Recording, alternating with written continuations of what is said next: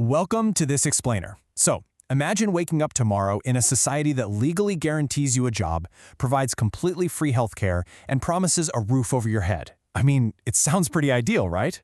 Well, today we're unpacking the mechanics behind one of history's absolute biggest economic experiments. We're going to see exactly how the USSR actually delivered on its famous welfare guarantees. For decades, the Soviet Union promised its citizens an entirely different reality from capitalist societies. But how did the day-to-day mechanics of that actually work in practice? Let's dive in and find out. Okay, so how does a government actually pull off guaranteeing a job and a home for every single citizen? It's literally a giant logistical puzzle. To understand this, we have to look way past the political slogans and the propaganda posters and examine the actual physical mechanisms the Soviet state used to completely replace the free market. You see, you can't just mandate these things into existence out of thin air. It requires a total, top-to-bottom rewiring of how a modern economy functions. Absolutely everything, down to the smallest detail, had to be orchestrated entirely from the top down. To really wrap our heads around this, we need to start with their utopian ideals. We have to establish a baseline of what the state actually set out to do. Now, as early as 1918, the Semashko model laid the groundwork for state-controlled healthcare, provided completely free of charge. Stop and think about that for a second. Back then, that was a truly radical, revolutionary concept. Fast forward a bit to the 1970s, and Article 42 of the Soviet Constitution officially codified and guaranteed all citizens the right to health protection. So, the ideological promise was perfectly clear, a state that completely takes care of its people's most vital needs. But to actually deliver on these sweeping promises, the state obviously couldn't rely on the organic, invisible forces of supply and demand. Instead, they relied on Gosplan. Gosplan was the massive central planning agency of the Soviet Union. For Soviet ideologues, this was it, the ultimate mechanism designed to replace the free market. It was this vast, sprawling bureaucracy tasked with an almost unfathomable mission, setting the production quotas, determining the wages, and fixing the prices for almost everything across the entire nation. Just imagine trying to orchestrate an entire continent's economy from a single set of offices. So, to guarantee everyone had a job, the system functioned in a very strict sequence.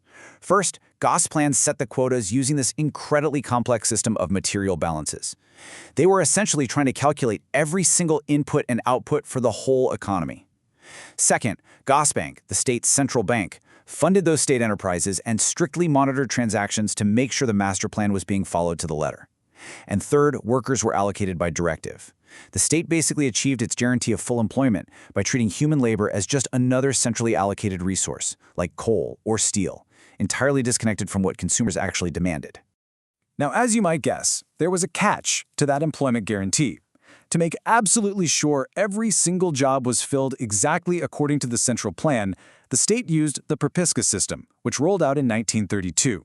This was a super strict residence permit system that legally tied a citizen's housing and employment to a specific state-approved location.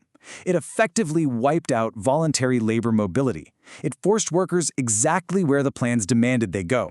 And honestly, here's the ultimate irony. Yes, you had a guaranteed job, but the fundamental trade-off was your freedom of movement. You couldn't just freely choose where you wanted to live or work. And this tight state control extended right into people's living rooms, creating a really stark contrast between official policy and economic reality. The official policy promised state-owned dwellings with extremely cheap rent, completely handled through administrative allocation. But, well, you can probably guess what happens when a bureaucracy tries to house hundreds of millions of people. Because the state just could not build and allocate homes fast enough to keep up with the population, the economic reality birthed a massive second economy. A completely hidden, totally unofficial black market for private rentals boomed right alongside the official state system. To really understand the gap between theory and reality here, we just need to look at the numbers. 1.46 rubles per square meter. According to CIA estimates at the time, this was the official imputed rent in the Soviet Union. It was incredibly low, heavily subsidized by the state to fulfill that grand ideological promise of affordable housing for absolutely everyone. On paper, this looked like a massive, unparalleled success for the welfare system. I mean, if you were lucky enough to actually get one of these administrative allocations, your housing costs were basically a rounding error. But the crucial point here is the reality on the ground for those who weren't so lucky. Survey data revealed that citizens participating in that second economy were actually paying around 25 rubles per square meter for private rentals. When the state couldn't provide an apartment quickly enough, and keep in mind these administrative waiting lists could stretch for a decade or more, People simply couldn't wait around. They were forced into the shadow market just to find a place to sleep, paying out-of-pocket prices that were massively inflated compared to that official, highly subsidized rate. And here is the great irony of the entire situation. Despite communist theory strictly limiting the whole concept of private property, roughly half the Soviet population still resided in privately owned housing, or they relied on unofficial rural dashes just to survive. The state simply could not build and allocate fast enough to meet its own guarantees. This meant that the much-celebrated guaranteed state housing was really only half the story for Soviet citizens. The other half was a messy, expensive reliance on unofficial channels and private arrangements. Furthermore, because those official administrative prices were fixed way below the actual costs of production just to keep everyday goods affordable, a really bizarre economic paradox emerged. Citizens often had guaranteed wages, but literally nothing to actually buy. If you look at the data, personal deposits just skyrocket over time, while retail sales basically stagnate and fluctuate. This is what economists call hidden inflation. Money was endlessly piling up in personal bank accounts simply because the store shelves were empty. The planned system generated chronic shortages, leading to a massive, frustrating disconnect between what people saved and what they could actually purchase. Eventually, the sheer weight of this massive bureaucracy caught up with it, and the system aged into a prolonged era of stagnation. Back in the 1950s, Soviet labor productivity was actually growing at an impressive 6%. Things were really moving. But the rigid, inflexible system soon faltered. It actually forced the 1965 Kosygin reforms to desperately try and reintroduce profit-based bonuses and material incentive funds. But despite these frantic attempts to inject life back into a failing structure, by the 1980s, labor productivity growth had plummeted to under 2%. The economic engine had basically completely stalled out.